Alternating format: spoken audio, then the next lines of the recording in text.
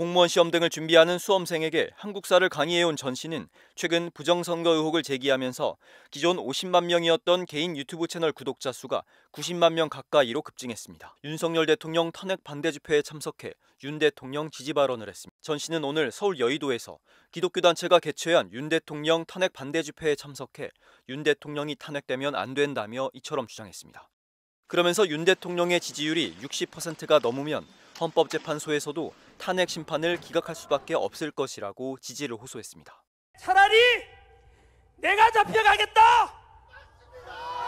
이렇게 윤석열 대통령께서는 본인 스스로 희생을 선택했습니다.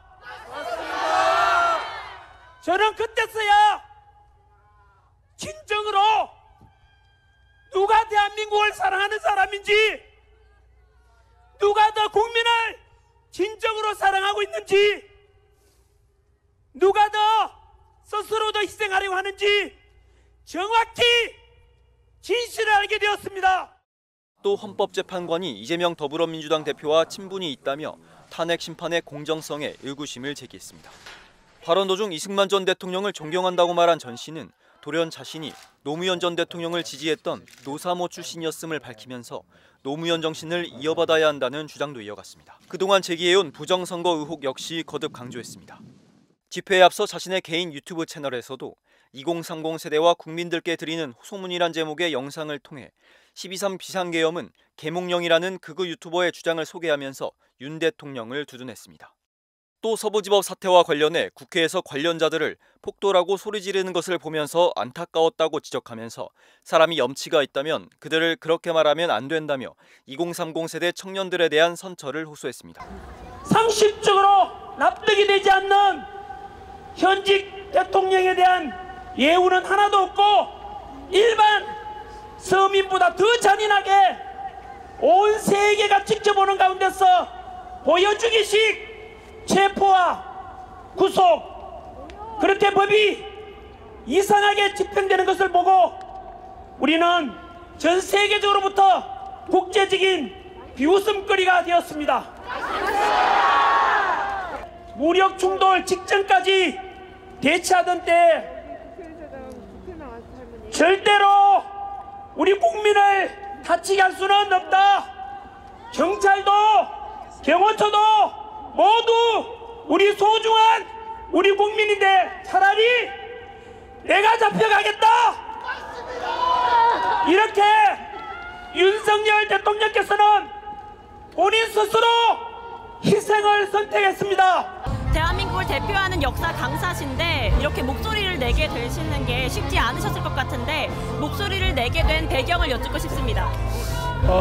저도 어지간하면 안 나오려고 했죠. 그럼에도 불구하고 제가 나올 때는 이거는 이대로 침묵하다가는 대한민국이 무너진다. 대한민국이 무너지고 나면 가정이 무너지고 우리 직장도 무너지고 저는 이거는 막아야 되겠다 해서 욕먹고 손해보더라도 목소리를 내야 되는 게 맞다. 그리고 대한민국을 다 살리는 게 맞죠. 그리고 시간이 지나서 먼 날 지나가서 제가 침묵하면은 내 삶에 대해서 후회할 것 같아요. 부정선거 관련 설명하겠다고 했다고 들었습니다. 이를 거절하신 이유가 따로 있으신가요? 거절한 게 아니고 그 왜곡 보도예요. 통화도 다 했고 이메일로 자료도 다 받았어요. 그런데 그 선관위에서 이제 보내준 자료 보면은 기존에 했던 거에 대한 그냥 면피용 자료예요. 제가 볼 때는. 그래서 저는 왜냐하면 이미 그들은 뭐 감사원 감사 다 받았다, 국정원 검사 다 받았다 하는데 6개월의 소리야. 전에 국회에서 그 선관위 사무총장 답변, 선관위 위원장 답변 보면은 거의 안 내려고 해요. 에? 조사 거부하려고 그러고 조금만 한 게 오픈하고 그런 것을 저는 국민한테 알렸다고 생각해요. 또 2030 청년 세대들에게 한마디 부탁드립니다. 2030 세대 여러분들 이번에 탄핵 반대 집회에 메인으로 나오죠. 어르신들이 나오는 게 아니고 저는 그들을 놀랐습니다. 네가 뭘 알아? 라고 무시했는데 이제는 바뀌었어요. 이야, 얘들이 새로운 이제 SNS를 통해서 실체를 알게 되고 행동을 옮기는 거야. 근데 이해는 돼. 왜냐하면 이제 앞으로 그들이 살아갈 나라잖아. 그러니까 그들이 살아갈 나라는 이렇게 한다고 상식과 공정 있는 사회가 된다고 생각할 때 행동을 옮기는 거 보고 저는 와 정말 멋있습니다. 저도 강사로서 기성세대로 좀 미안하기도 하지만 앞으로 그들을 제가 끝까지 지원할 겁니다. 함께 하고 싶어요. 이 전한길 강사는 굉장히 유명세도 있는 사람이고 네. 그리고 나름대로 얼마나 똑똑하겠습니까? 네. 돈도 잘 벌고. 근데 이 사람이 이번 폭동 다음 날 부정선거 의혹을 공개적으로 이야기를 합니다. 정말 조금이라도 지각이 있는 사람이라면 할 수 없는 발언이거든요. 일단 그 발언 잠깐 보고 오겠습니다.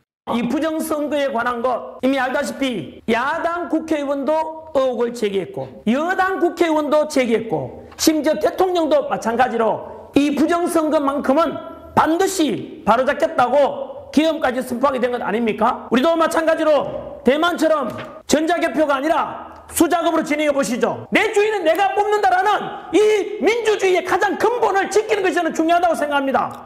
자, 일단은 논평에 앞서서 하나 팩트 체크하고 갑니다. 네. 대한민국은 수개표 방식으로 하고 있습니다. 그러니까요. 저 가짜 뉴스입니다. 완벽한 진짜야. 가짜 뉴스야. 우리나라는 다 수개표 방식으로 합니다. 저렇게 똑똑하고 네. 배운 사람이 근데 왜 가짜 뉴스를 가지고 얘기를 그러니까 하고. 저 사람이 가짜 뉴스에 뭐 노출이 된 건지 네. 아니면 뭐 거짓임을 알면서 저렇게 얘기하는 건지는 뭐 나는 알 수가 없죠. 네. 하지만 일단 가짜다. 확실하게 말씀드리면 저거는 완벽한 가짜 네. 뉴스입니다. 이거 어떻게 설명합니까? 설명이 쉽죠.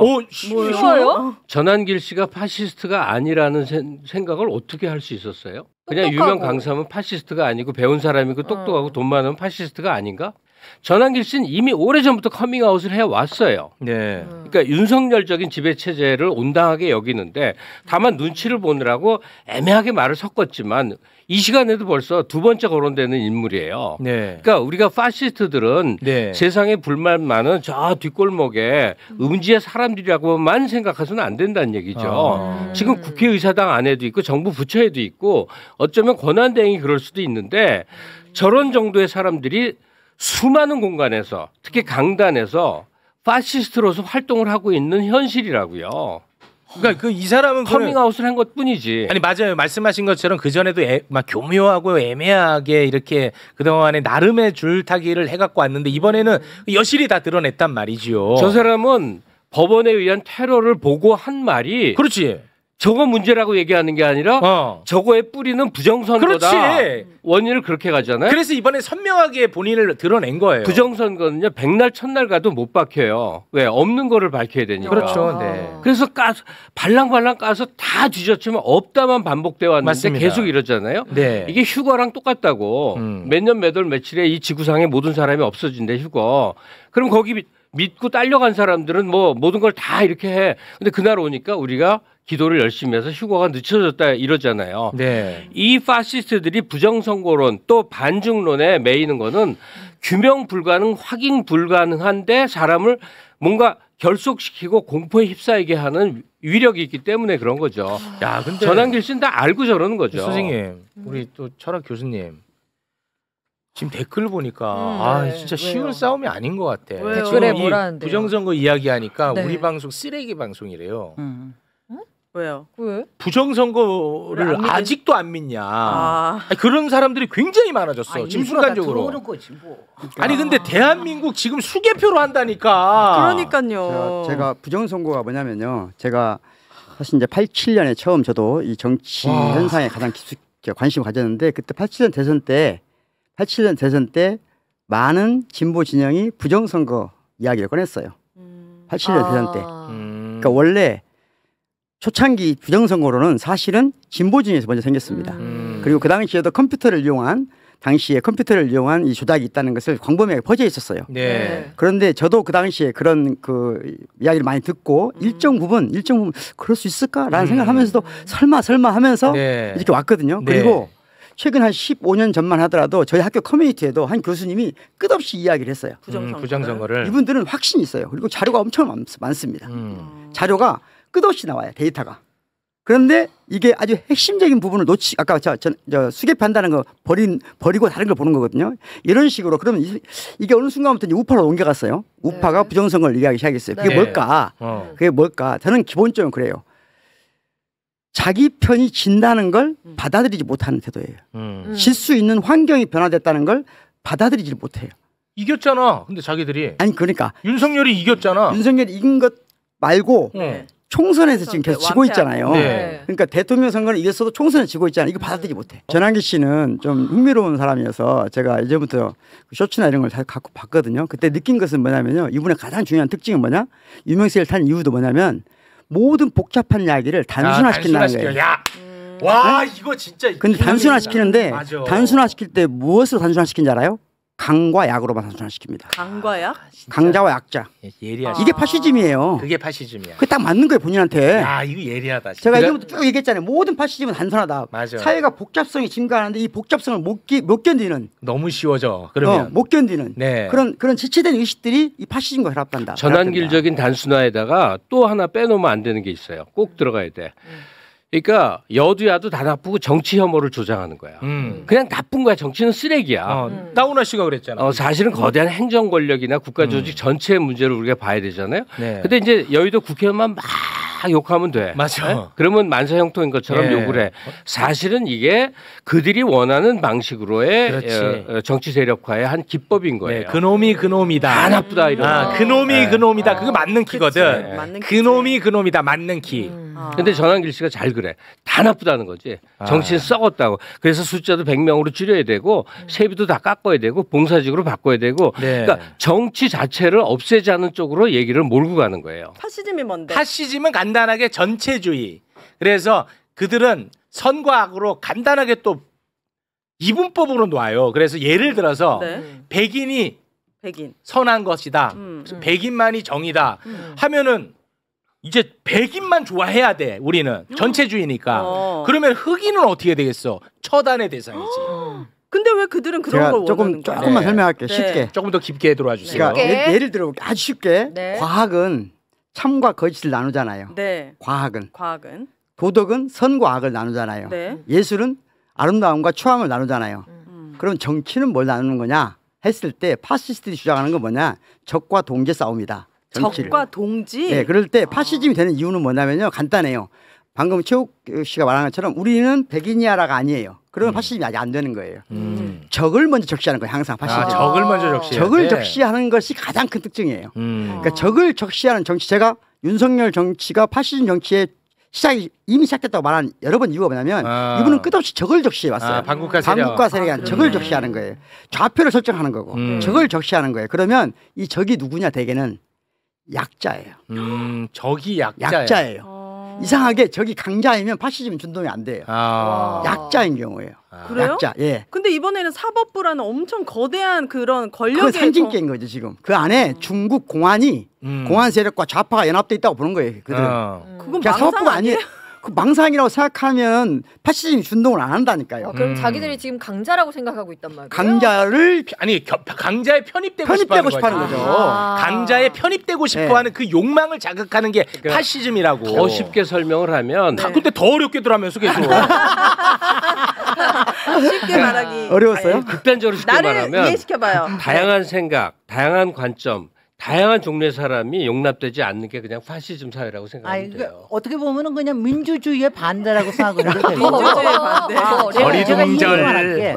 오윤의 그 정착교 아까 같네. 얘기하는 한나 아렌트가 쓴 이게 있어요. 전체주의의 기원이라는 이만한 책이 있어. 네. 근데 이게 뭐냐면 지금 너무너무 무섭게 얘기하시는데 파시즘은 항상 우리 본성 안에 있어요. 인간의 본성 안에 전체주의를 따르고 싶어하는 것도 한쪽에 있습니다. 그렇지. 민주주의도 따르고 싶어하지만 이것도 네. 있는 거야. 맞아. 근데 그게 지금 어쩌다가 드러나고 있는 건데. 네. 근데 저는 두 분이 막 위협하듯이 협박하듯이 지금 얘기 듣고 있으면은 이게 막 준동이 되고 폭동이 더 커지고 탄핵은 안 되고 그러다가 우리가 어디에 편입되고 아니요, 3차 그런 얘기는 세계대전 아닌데. 되고 막 이럴 수도 있게끔 아니, 막 그런 무서워지는데 저는 지금 이번에 이렇게 되는 게 우리한테 지금 민주공화국이 한 7, 80년 되잖아요. 네. 여기에서 지금 세 번째 큰 반동인데 가장 추악한 반동이야. 여태까지 있었던 반동은 그나마 군부나 아니면 이런 데서 좀 있을 수가 있었던 반동이라고 생각되는데 박정희나 전두환이나. 근데 이번에 일어나는 이 반동은 정말 파시즘의 반동이라서 굉장히 추악한 반동인데 저는 절대로 이기를 못한다고 생각을 하는 게 뭐냐 하면은 이게 바로 윤석열이라고 하는 아주 추악한 인간 더군다나 무능한 인간. 여태까지 보여준 게 없어. 이 사람을 따르면 일부 그 뭐 코인들 끌어당기는 이런 사람들은 돈벌이가 될지 모르지만 정강훈이나 일부 극우 유튜버들은 도움이 될지 모르지만 전체 이익을 위해서는 이 사람이 굉장히 무능하고 추악하다는 게 이미 드러났기 때문에 그 집단들 내에서는 이런 생각을 할 것 같아요. 누군가를 한 사람을 테러하자. 라고 할 것 같아요. 보여주기 식으로. 지난번에 한 사람만이 왜냐하면 예를 들어볼게요. 네. 극단적인 예를 들어볼게요. 네네네. 누군가 우리가 여론에 굉장히 영향력 있는 최호 씨 같은 사람을 테러했다고 쳐봐요. 그러면 온 국민이 나서서 그들을 욕하고 몰아치고 하면서 범죄시하고 이렇게 할 것 같잖아요. 네. 그렇게 되지 않는다니까요. 반반은 나뉜다니까요. 맞아. 이걸 잊어버리면 안 돼요. 맞아, 진짜 맞는 그렇게 말씀이야. 만들지. 반반은 반드시 나뉘게 돼 있어요. 네. 모든 정치 성향은. 맞아요. 아니 지금도 자 우리가 지금 이 신기하다. 폭동과 관련한 이야기 나누고 있죠. 네. 제가 아까 광고 나가는 동안에 DC 인사이드 국민의힘 갤러리에 들어갔는데 네. 최욱을 이야기하면서 오. 역겹다라는 글들을 계속 지금 올리고 있더라고요. 그렇죠. 예, 굉장히 위험한 실제로. 신호예요. 예, 근데 예를 들어서 예를 드는 겁니다. 제가 그들에 의해서 테러를 당합니다. 그러면 그들이 아 그래도 폭력은 안 되지라고 얘기할까요?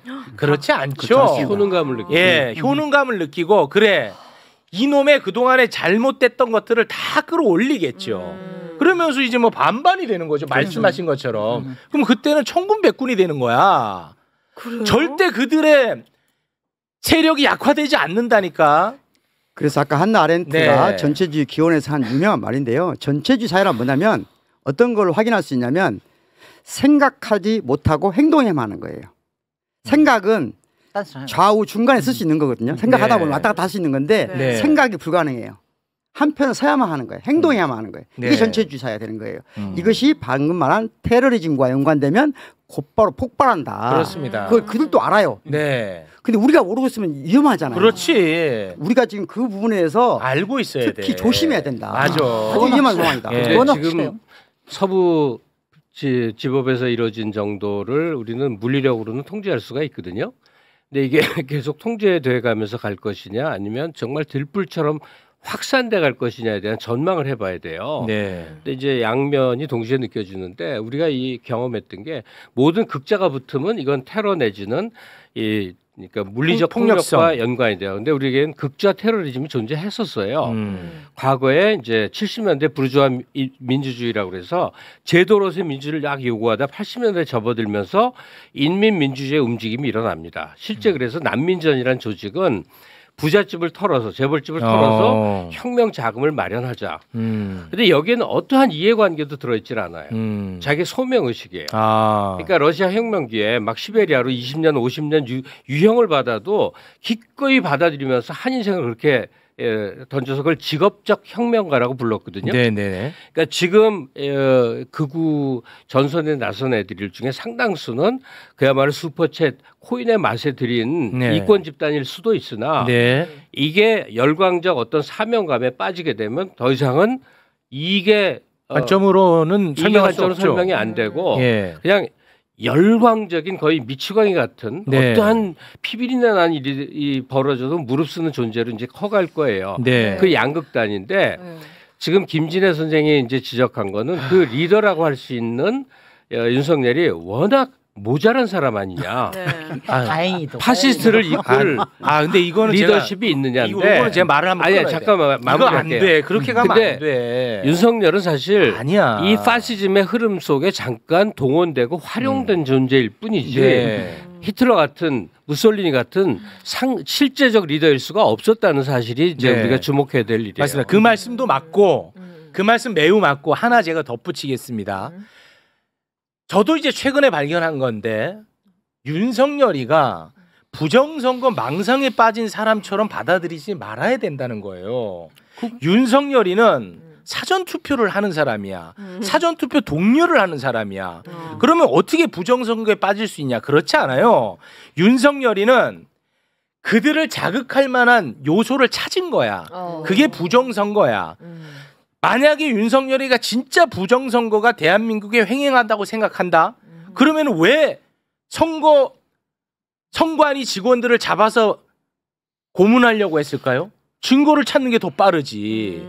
부정선거가 없다는 걸 안다고 그러니까 제가- 수단으로 활용한 그건 이미 다 수단으로. 알고 있는 사실이에요. 그러니까 윤석열이를 자꾸 바보라고 얘기하지 제가 말라는 여러 거예요. 번 네. 처음에 최욱 씨한테 왔을 때도 제가 예. 윤석열이가 전두환, 네. 박정희 이를 이승만을 합친 것보다 잔인하다. 네. 이 말 할 때 말도 안 되는 소리라고 했잖아요. 네, 맞아요. 근데 그때. 제가 그때 네. 그랬거든요. 왜 잔인하냐? 잔인한 사람이야. 이 사람이 바보가 아니고요. 예. 다만 지체된 의식을 가지고 있을 뿐이에요. 네. 지체된 의식을 가지고 있으니까 아까 다른 사람처럼 모든 게 이분법이에요. 그렇지. 이런 사람들이 무서운 거예요. 무서워. 이런 사람들은요. 생각보다 우리가 상상하는 것보다 훨씬 더 잔인합니다. 잔인해. 그래서 언제든지 국민이 죽어가는 걸 보고 쾌감을 느낄 정도로 위험한 사람이에요. 맞습니다. 네. 근데 그걸 바보라고 생각하는 것은 뭐냐면 지체된 의식 때문에 바보처럼 보일 뿐이에요. 지체된 의식 때문에 바보처럼 평범한 보인다. 사람들이 보기엔 바보처럼 보일 뿐이에요. 지금 우리가 만나는 우리 지금 대한민국의 중심으로 등장하고 있는 20, 30대는 그 슬픔의 공동체가 없어요. 다른 세대에 완전히. 지금 저희들 세대로 이해하면 안 돼요. 이분들은 완전히 다른 세대고 우리가 가졌던 최소한의 공통 기반이 없어요. 이분들이 그래서 위험하다는 거예요. 이 윤석열 같은 집단하고 결합하면. 결합하면은. 네, 그리고 윤석열 종교 집단, 그 다음에 지금 한미일 공조된 우파 극우 네트워크가 있어요. 네네. 이들이 결합된 거란 말이에요 지금. 그래서 이건 언제든지. 그리고 윤석열이 왜 대통령이 됐습니까? 여가부 폐지. 아니 가장 중요한 게 뭐냐면요. 그 사람이 단순하기 때문에 단순한 아니, 사람 그러니까- 특징이 뭐냐면 매력적인 면이 있어요. 아니 그걸 말씀드린 거예요. 여가부 그러니까, 폐지. 네. 그때 확 올라갔어요. 그 그러니까. 단순함. 무식하고 단순함. 단순하면 사람들이 쉽잖아. 매력적인 부분이 있어요. 맞아. 그래서 윤석열이가 온 거예요. 맞습니다. 그리고 지금 그게 진행 중인 거고. 네.